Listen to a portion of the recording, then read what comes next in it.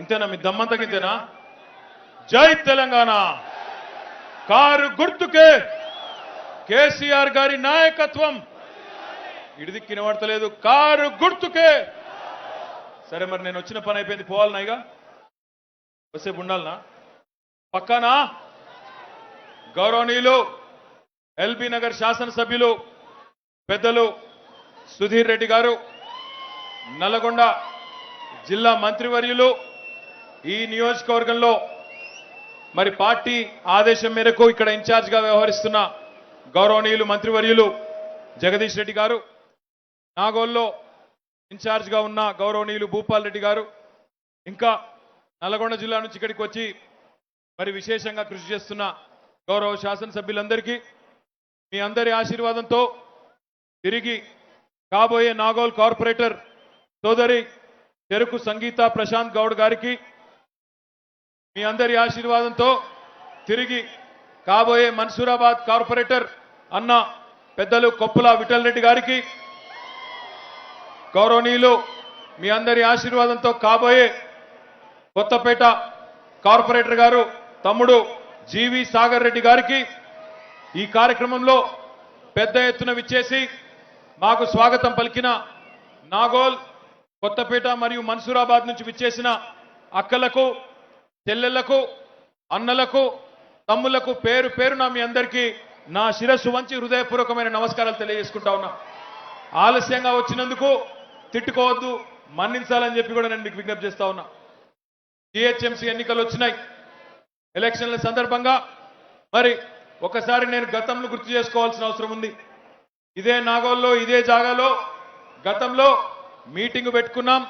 ఆనాడు మీ ఆశీర్వాదం కోరినాం. మీరు మాకు బ్రహ్మాండమైన తీర్పునిచ్చి ఎల్బీ నగర్ నియోజకవర్గంలోని 11 డివిజన్లను గెలిపించి గులాబీ పార్టీకి జైగొట్టి కేసీఆర్ గారి నాయకత్వాన్ని ఆమోదించి బల్దియా మీద గులాబీ జెండా ఎగరవేయడంలో మీ ఎల్బీ నగర్ నియోజకవర్గం యొక్క పాత్ర కీలకమని చెప్పి కూడా నేను ఈ సందర్భంగా విజ్ఞప్తి చేస్తున్నా. గెలిపించినారు. మరి 5 ఏళ్ల తర్వాత మీ దగ్గరికి మీ ముందుకు వచ్చినప్పుడు ఈ 5 ఏళ్లలో ఏం చేసినామో కూడా చెప్పవలసిన బాధ్యత మా మీద ఉన్నది. ఒక్కసారి ఆలోచించండి. తెలంగాణ రాష్ట్రం ఏర్పడ్డ తర్వాత కేవలం సంవత్సర కాలంలోనే జిహెచ్ఎంసీ ఎన్నికలైనాయి. ఆనాడు ఏ పరిస్థితి ఉండే, ఏ రకమైన వాతావరణం ఉండే హైదరాబాద్లో ఒక్కసారి గుర్తు తెచ్చుకోండి. ఆనాడు ఒకరేమో తెలంగాణ వస్తే కరెంట్ ఉండదని ఒకరు, తెలంగాణ వస్తే ఇక్కడ పంచాయతీలు అవుతాయని ఇంకొకరు, తెలంగాణ వస్తే మన పిల్లలకు కొలువులు ఉండేయని ఇంకొక ఆయన, కొత్త పెట్టుబడులు ఏమో కానీ ఉన్న పెట్టుబడులే పోతాయని ఇంకొక ఆయన. రకరకాల ప్రచారాలు. ఈ మాత్రమే కాదు, అసలు తెలంగాణ వస్తే మీకు రాష్ట్రాన్ని నడిపే సత్తా ఉన్న నాయకత్వం ఉందా, దమ్మున్న లీడర్ మీకున్నడా అని చెప్పి కూడా కొంతమంది మాట్లాడినారు. మరి ఈరోజు 6 ఏళ్ల తర్వాత వెనకకు తిరిగి చూసుకుంటే ఏం జరిగింది హైదరాబాద్లో, ఏం జరిగింది తెలంగాణలో అని ఆలోచిస్తే ఒక్కసారి మీరు ఆలోచించమని చెప్పి నేను కోరుతా ఉన్నా. హైదరాబాద్లో ముఖ్యంగా ఎల్బీ నగర్ నియోజకవర్గంలో గతంలో మంచినీళ్లకు ఎంత గోస ఉంటుండే, ఎంత ఇబ్బంది ఉంటుండేనో ఒక్కసారి ఆలోచించండి. ఆ మంచినీళ్ళ బాధ పోయి ఈరోజు వారానికోసారి 10 రోజులకు ఒకసారి నీళ్ళు వచ్చే పరిస్థితి నుంచి, ట్యాంకర్లు బోర్వెల్స్ మీద ఆధారపడే పరిస్థితి నుంచి, ఇదే ఎల్బీ నగర్ నియోజకవర్గంలో అదే రకంగా శివారు మున్సిపాలిటీలు ఏవైతే జిహెచ్ఎంసీలో విలీనమైనాయో అన్నిట్లో కూడా 2000 కోట్ల రూపాయలు ఖర్చు పెట్టి 2 సంవత్సరాల లోపలనే బ్రహ్మాండంగా నీళ్ళు ఇచ్చి ఈరోజు కనీసం వారం 10-14 రోజులకు ఒకసారి నీళ్ళు వచ్చే పరిస్థితి నుంచి కనీసం రోజు తప్పించి రోజు నీళ్ళు ఇచ్చే పరిస్థితి వచ్చిందా లేదా ఒక్కసారి ఆలోచించమని కోరుతున్నా. అదే రకంగా కరెంటు విషయమే తీసుకుంటే ఒకనాడు కాంగ్రెస్ ప్రభుత్వంలో కరెంటు ఉంటే వార్త హైదరాబాద్లో, కానీ ఈరోజు మా విద్యుత్ శాఖ మంత్రి నాయకత్వంలో, మన ముఖ్యమంత్రి కేసీఆర్ గారి నాయకత్వంలో తెలంగాణలో రెప్పపాటు కూడా కరెంటు పోకుండా కరెంటు పోతే వార్త అన్నట్టుగా అద్భుతంగా డెవలప్ చేసిన మాట వాస్తవమా కాదా మీరు విచారించాలని చెప్పి నేను కోరుతా ఉన్నా. అది మాత్రమే కాదు, ఈరోజు హైదరాబాద్లో కొత్త రోడ్లు వేసుకుంటున్నాం. ఇగో ఈ వెనకాల కనబడుతున్నది మీకు ఫ్లైఓవర్. ఇది మనం కట్టిందే. ఈ 2 ఏళ్ల కిందట మన ప్రభుత్వం కట్టిన ఫ్లైఓవరే. ఇట్లాంటి ఫ్లైఓవర్లు మీకు ఒక నాగోళ్ళనే కాదు, మీరు ఎల్బీ నగర్ చౌరస్తాకి పోతే ఎన్ని ఫ్లైఓవర్లు ఉన్నాయో మీకే తెలుసు నాకంటే బాగా. ఒకనాడు నా ఫ్రెండ్ చెప్తున్నాడు, ఒక ఆయన విజయవాడకు పోయేటప్పుడు ఎల్బీ నగర్ చౌరస్తా కాడ 20 నిమిషాలు ఆగుతుంటే ఈరోజు ఆ పరిస్థితి లేదు, రయ్యమని పోతున్నా అని చెప్తున్నాడు. అట్లాంటి ఫ్లైఓవర్లు ఒకటి కాదు రెండు కాదు హైదరాబాద్ నిండా కట్టుకుంటా ఉన్నాం. నీళ్ల సమస్య పరిష్కారం చేసుకున్నాం, కరెంటు సమస్య పరిష్కారం చేసుకున్నాం, రోడ్ల సమస్య కొంతమేరకు పరిష్కారం చేసుకున్నాం. ఇంకింత చేసుకోవాల్సిన అవసరం ఉంది. పేదవారికి సంబంధించినంత వరకు సంక్షేమ కార్యక్రమాలు ఎన్నో, ఒకటి రెండు కాదు. పేదవారు పెద్ద వయసులో ఉన్న మనుషులుంటే, పెద్ద మనుషులుంటే వారికి ఆసరాగా 2,000, 3,000 రూపాయల పెన్షన్లు, కడుపు నిండా భోజనం పెట్టుకోవడానికి ఇంట్లో ఎంతమంది ఉంటే అంతమందికి 6 కిలోల చొప్పున బియ్యం, మన బిడ్డలు గవర్నమెంట్ బడికి పోతే సన్న బియ్యంతో బువ్వ, అదే రకంగా ఆడ కూతురు పెళ్లి చేసుకుంటే కళ్యాణ లక్ష్మి షాదీ ముబారక్ కార్యక్రమం, అదే ఆడబిడ్డ కాన్పుకి పోతే కేసీఆర్ కిట్టు, మగబిడ్డ పుడితే 12,000, ఆడబిడ్డ పుడితే 13,000 రూపాయలు. ఈరోజు హైదరాబాద్ లో పేదవాడికి ఆకలైతే 5 రూపాయలకే నాణ్యమైన భోజనం అన్నపూర్ణ ద్వారా 50,000 మందికి రోజుకి భోజనం పెట్టుకుంటున్నాం. అదే రకంగా పేదవాడికి సుస్థి చేస్తే బస్తీ దవాఖానాలు పెట్టుకున్నాం. బ్రహ్మాండంగా గల్లీ గల్లీకి సీసీ కెమెరాలు, ఎల్ఈడి లైట్లు పెట్టుకున్నాం. హైదరాబాద్ను అభివృద్ధి పదంలో ముందుకు తీసుకొని పోయే ప్రయత్నం చేస్తా ఉన్నాం. ఇంకా నన్ను చెప్పమంటే ఇంకొక అర్ధగంట సేపు చెప్తా. నేను ఏం చేసిండ్రయ్యా మీరు 5 ఏళ్లలో అంటే ఇంకొక అర్ధగంట సేపు చెప్తా. ఒకటే ఒక్క బాకీ, నేను మీకు ఒకటే ఒక్క పని బాకీ ఉన్నా. మీకు డబల్ బెడ్రూమ్ ఇల్లు ఇచ్చేది ఒక్కటే బాకీ ఉన్నది, అది కూడా ఇస్తా. ఇచ్చే బాధ్యత మాదే, ఏం దానిలో అనుమానం వద్దని చెప్పుకుంటే నేను మీకు విజ్ఞప్తి చేస్తా ఉన్నా. నమ్మకం పెట్టండి. ఈ రోజే ముఖ్యమంత్రి గారు ఒక ప్రకటన చేసినారు, మీరు చూసి ఉంటారని నేను అనుకుంటా ఉన్నా. పేదవాళ్ల బస్తీలో ఇన్ని రోజులు మీరు వాటర్ బిల్లు కట్టేది, భవిష్యత్తులో వాటర్ బిల్లు కూడా కట్టే అవసరం లేదు, ఫ్రీగా మంచినీళ్లు పేదవాళ్ళకనే మాట కూడా ఈరోజు ముఖ్యమంత్రి గారు చెప్పినారు. అదే రకంగా మొన్నటికి మొన్న కరోనా కష్టంతో తల్లడిల్లుతున్నందుకు 50% మీరేదైతే ఇంటి పన్ను కట్టినరో అందులో కూడా పైసలు వాపస్ ఇచ్చిన నాయకుడు కేసీఆర్ గారా కాదా ఒక్కసారి ఆలోచించండి. చెప్పమంటే ఇంకో అర్ధగంట చెప్తాను నేను ఇట్లాంటి. మరి 6 ఏళ్లలో ఏం చేసింది టీఆర్ఎస్ ప్రభుత్వం హైదరాబాద్ కంటే? ఫ్లైఓవర్లు కట్టుకున్నాం, అండర్ పాస్లు కట్టుకున్నాం, లైట్లు పెట్టుకున్నాం, సీసీ కెమెరాలు పెట్టుకున్నాం, హైదరాబాద్ను భద్రంగా కాపాడుకున్నాం. Amazon company, Apple company, Facebook company లాంటి కంపెనీలు తెచ్చుకున్నాం. మన పిల్లలకు కొలువులు ఇచ్చుకునే ప్రయత్నం చేస్తున్నాం. బ్రహ్మాండంగా ముందుకు పోతా ఉన్నాం. మరి మా మీద పోటీ పడుతున్న వాళ్ళు కొంతమంది ఉన్నారు. 2 జాతీయ పార్టీలకు సంబంధించిన మిత్రులు, కాంగ్రెస్ సోదరులు, బీజేపీ సోదరులు. మరి వాళ్ళు కూడా చెప్పాలి కదా, మీకు ఏం చేసిండ్రు, వాళ్ళు ఎందుకు ఓటేయాలనో చెప్పాలి. వాళ్ళు పేదవారి కోసం ఏమన్నా చేసిండ్రా ఒక్కసారి మీరు ఆలోచించాలని చెప్పి నేను కోరుతా ఉన్నా. కాంగ్రెస్ ప్రభుత్వం ఉంటే 200 పింఛన్ ఆనాడు, మరి ఈరోజు 2,000 పింఛన్. ఎవరికి ఎక్కువ ఉన్నది ప్రేమ పేదవాళ్ళ మీద? ఆలోచన చేయండి. ఇంకా చెప్పాలంటే కాంగ్రెస్ గురించి చాలా ఉన్నది, కానీ నిన్నయాల కొంతమంది కొత్తోళ్ళు మోపైన మనకు వాళ్ళు మాట్లాడుతున్నారు, పెద్ద పెద్ద మాటలు మాట్లాడుతున్నారు. నేను అడుగుతా ఉన్నా, ఇక్కడికి వచ్చిన అక్కలు, చెల్లెళ్ళు, అన్నలు, తమ్ముళ్ళు మిమ్మల్ని అడగాలని కోరుతా ఉన్నా. ఓటు అడిగేతందుకు మీ దగ్గరికి వచ్చినప్పుడు టీఆర్ఎస్ ఓటు వేయవద్దు అని ఎవరన్నా అడిగితే అడగండి, మీకెందుకు వేయాలని అడగండి. ముఖ్యంగా కేంద్రాన్ని నడుపుతున్న భారతీయ జనతా పార్టీని అడగండి, స్పష్టంగా అడగండి. 6 ఏళ్లలో నువ్వు హైదరాబాద్కు చేసిందేంది? ఒక్క బుడ్డ పైస పనన్న చేసినవా? నిలదీయండి. 6 ఏళ్ల నుంచి ఏమి చేయనోనివి ఇప్పుడేం చేస్తావని అడగండి. ఇప్పుడే మా సుధీర్ అన్న చెప్పిండు, ఇదే ఎల్బీ నగర్లో 1, 2 కాదు 10ల సంఖ్యలో కాలనీల్లోకి నీళ్ళు వచ్చినాయి, బస్తీల్లోకి నీళ్ళు వచ్చినాయి. ఇబ్బంది పడ్డారు మీరు. మన కార్పొరేటర్లు ఇక్కడనే, నేను కూడా అయ్యప్ప నగర్కి వచ్చినా, బైరామల్ కూడా వచ్చినా, నేను కూడా నీళ్లలోనే మీతో పాటు ఉన్నా. మన శాసనసభ్యుడు మీతోనే పాటు ఉన్నారు, మన కార్పొరేటర్లు మీతో పాటే ఉన్నారు. ఇళ్లలో కూర్చోలే, నీళ్లున్నాయని చెప్పి దాక్కోలే, మీ దగ్గరికే వచ్చినాం. కరోనా సమయంలో కూడా లాక్డౌన్ ఉంటే ఆనాడు కూడా మిమ్మల్ని ఆదుకున్నది కేసీఆర్ ప్రభుత్వం.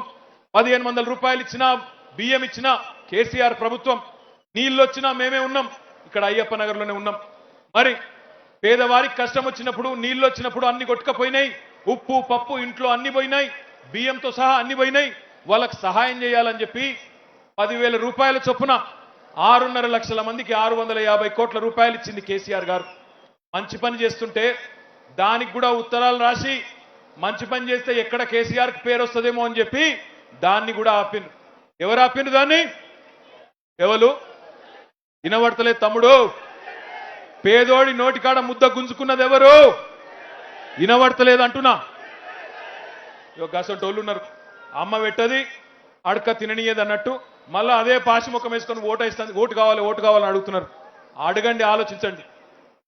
వాళ్ళేమో ఒక్క బుడ్డ పైసా సాయం చేయలేదు. హైదరాబాద్కు వరదలు వస్తే నయా పైసా సాయం చేయలేదు. 6 ఏళ్లలో ఒక్క పైసా పని చేయలేదు హైదరాబాద్. ఏం ముఖం పెట్టుకొని ఇలా ఓట్లు అడగడానికి వచ్చినరో నిలదీయండి. ఇంకొక మాట అడుగుతున్నా నేను, వాళ్ళు చెప్తున్నారు మమ్మల్ని ఓటేసి గెలిపిస్తే 25,000 రూపాయలు ఇస్తామని చెప్తున్నారు. నేను అడుగుతున్నా 10,000 ఆపినోడు 25,000 ఇస్తాడే? 10,000 ఆపినోడు 25,000 ఇస్తాడా? ఇస్తాడా ఇయ్యడా? అమ్మకు అన్నం పెట్టినోడు చిన్నమ్మకు బంగారు గాజులు చేయిస్తాడా? నాకు తెలియక అడుగుతున్నా. నాకు తెలివి లేదు, మీకన్నా ఉండాలిగా. మీరు ఆలోచన చేయండి. ఇట్లా దొంగ మాటలు చెప్పి ఓట్లు వేయించుకొని అవతల పడేటోళ్ళు మనకు అండగుంటారా? నేను ఒక్క మాట మళ్ళొక్కసారి చెప్తా ఉన్నా, కేసీఆర్ ప్రభుత్వం పేదల పక్షపాత ప్రభుత్వం. తప్పకుండా ఎవరన్నా అర్హులుండి రానోళ్ళుంటే వాళ్ళకు కూడా 4 డిసెంబర్ తర్వాత మళ్ళా ఇచ్చేది ఖచ్చితంగా మనమే, వాళ్ళు కానే కాదనే మాట కూడా ఈ సందర్భంగా నేను మీకు విజ్ఞప్తి చేస్తా ఉన్నా. ఇంకొక మాట కూడా ఈ సందర్భంగా నేను విజ్ఞప్తి చేస్తున్నా మీకు, దయచేసి ఆలోచించండి. 6 ఏళ్లలో మనందరికీ కూడా తెలవాలి. ఏమన్నా అడిగితే ఏం చేసిండ్రయ్యా మీరంటే ఈ మధ్యన వాళ్ళు ఒకటి అంటుండ్రు, మీరు ఏం చేసినా అలా మాది కూడా గింతంత ఇస్తా ఉన్నది కదా, మాది కూడా ఒక చారాననో ఆటాననో మాది కూడా కొంత ఉన్నది కదా అంటున్నారు. మీకు ఒక మాట చెప్పాలి, దయచేసి మీరు జాగ్రత్తగా వినాలని చెప్పి కూడా నేను కోరుతున్నా. ఈరోజు మనందరం కూడా తెలంగాణ ప్రజలు ఏదైనా దుకాణం పోయి ఒక పప్పో ఉప్పో సబ్బు బిల్లనో పేస్టో బ్రషో ఏదైనా కొనుక్కుంటే పన్ను కడతాం గవర్నమెంట్.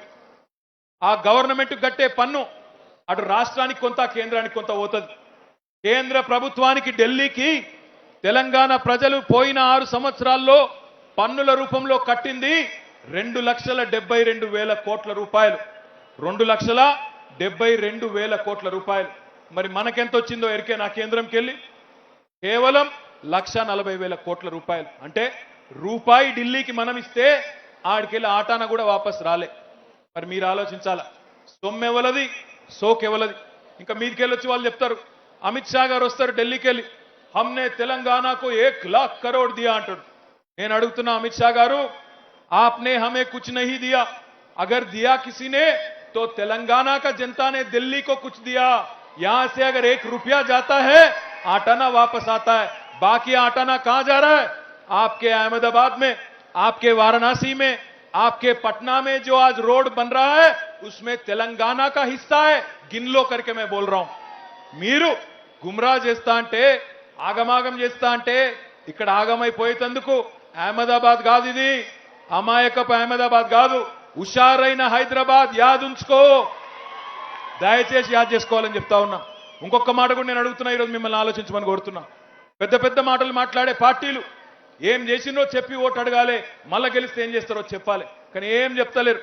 వాళ్ళు ఏం చెప్తున్నారు, నిన్నయాల మార్కెట్లకు ఆ పార్టీ నుంచి ఒక కొత్త ఆయన వచ్చిండు, ఆ జెండా నాడు దించుతాం, ఈ జెండా ఇప్పుడు దించు, 1 తారీఖు నాడు ప్రతిపక్షాలను దంచు, గదే చెప్తానండి నీకు.